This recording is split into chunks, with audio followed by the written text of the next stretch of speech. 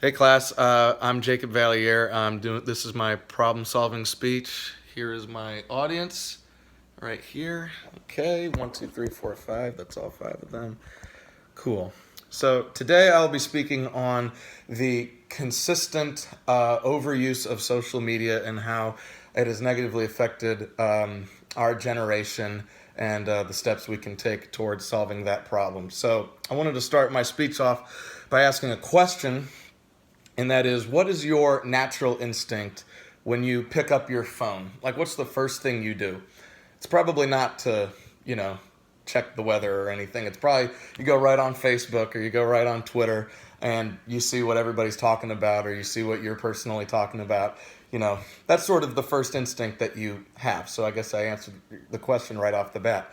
There has been a big problem with our generation, the millennial generation, that social media has sort of taken over our lives, and I even fall victim of that myself. By personal experience, I have taken steps myself to take away the problems that I've run into being addicted to social media. So I am here to argue that people should spend less time on social media for a few reasons. And the two main reasons that I think social media is so damaging to people, and I think this gets affected especially in the overuse, is that A, it lowers people's self-esteem, and B, it can lead to jealousy.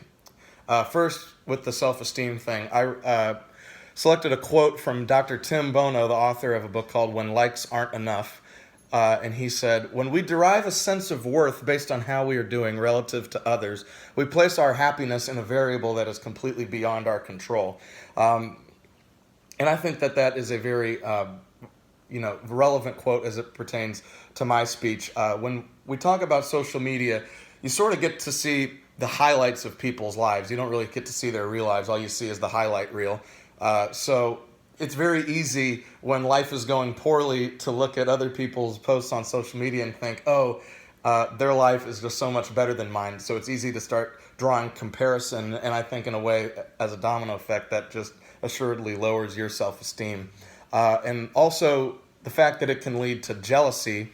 The same comparison problem can be made with jealousy. Not only does it lower self-esteem, but you have a bigger sense of jealousy because you see them and you envy that. Like, you want what those other people seem to have. Even if it's not really what they have, that's sort of what you're striving for. And social media just clouds that vision. It all sort of goes into that whole highlight reel point that all you see is that. So when you have lower self-esteem, it really means you've got less motivation to go out and do anything. You're much less likely to go out and do things like get a job or find a purpose in life when you don't really have a motivation to do anything because you have a lower self-esteem. And when you have jealousy, it can lead to animosity towards other people.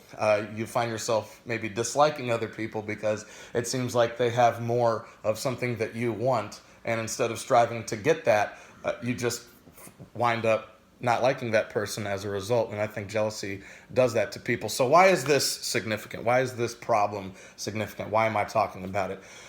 It's significant because I believe social media is causing people to become more lazy, more self-dependent, which I think is just a synopsis of the millennial generation in and of itself. We're much more dependent on our parents and much more dependent on people higher than us than other generations. So as a result of social media, of us overusing social media, we no longer have any motivation to do anything. And I think this is significant because jealousy that stems from it is a trait that has made people turn against each other. So I think all of these things are negatively impacting our society, and they all stem from social media. So my job here today is to solve that problem.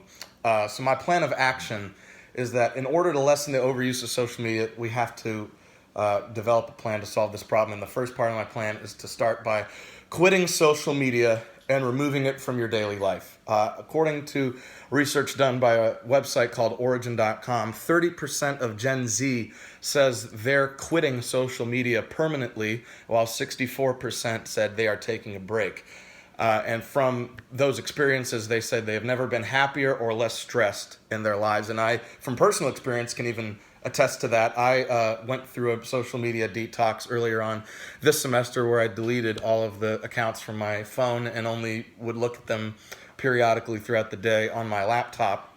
And I found that my life was so much less stressful and much happier when I realized that I wasn't really spending all my time looking into one specific thing. All I was doing was focusing on real life and not social media.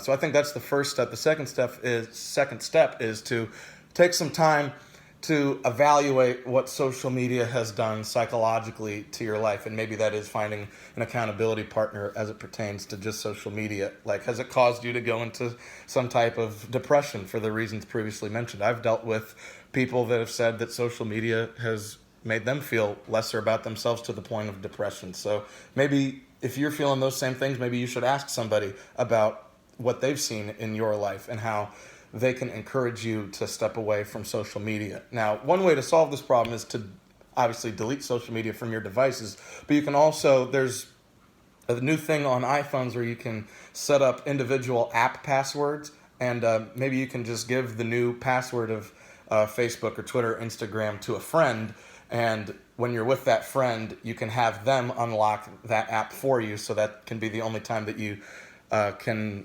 go on Facebook or go on Twitter. That way you don't have to, you can't just naturally go to it like it's a reflex almost. Or you can just simply deactivate your accounts and never have to worry about posting on it or other people even seeing it, because that way it's off the internet altogether if you simply deactivate the account. And like I said, ask somebody how you've been different since letting social media take your life over. Like, ask them questions like, have I been distant? Have I been showing signs of depression? Having that accountability with somebody, as well as simply just removing those things from your phone or from any of your devices, I think could go a long way in solving this problem. So, you're probably thinking about, like, what's the main point? Like, what happens if we do this? I think if we do this, we will find that we will be much happier as a people without social media. I looked up a stat from research done by people in Denmark. 55% of people feel less stressed after a week away from social media. So I think the results are in that a lack of social media means that you are much less likely to be stressed and feel tension in yourself. The studies have been done. I think it's pretty much a done deal there. Also, if we do, we will be much less jealous of other people. It goes back to my point about seeing people's highlight reels. We won't have to subject ourselves to watching other people's life highlights throughout every single day. But what happens if we don't? If we don't, I think we risk spiraling more out of control as a society, because we live in a culture that is so competitive and where everything is not enough for anybody. If we continue to relentlessly obsess over social media, then I think we'll continue to be jealous and continue to think less of ourselves, and I think that could be a dangerous, slippery slope. So to conclude, I believe people should spend less time on social media because A, it lowers people's self-esteem, and B, it leads to jealousy, and I think we need to take the steps that I mentioned previously in this speech to ensure that we do not have to have this happen to us. So I guess I'd close by saying, next time that you're on social media, I would say just sit and think about how much different life would look like if you weren't on it. Would you be less stressed? Would you be happier? Those are just some of the things that I think you should look towards next time you're on social media, or next time that you think about that stuff. What are the steps you can do to cut down on that? Thank you all for listening.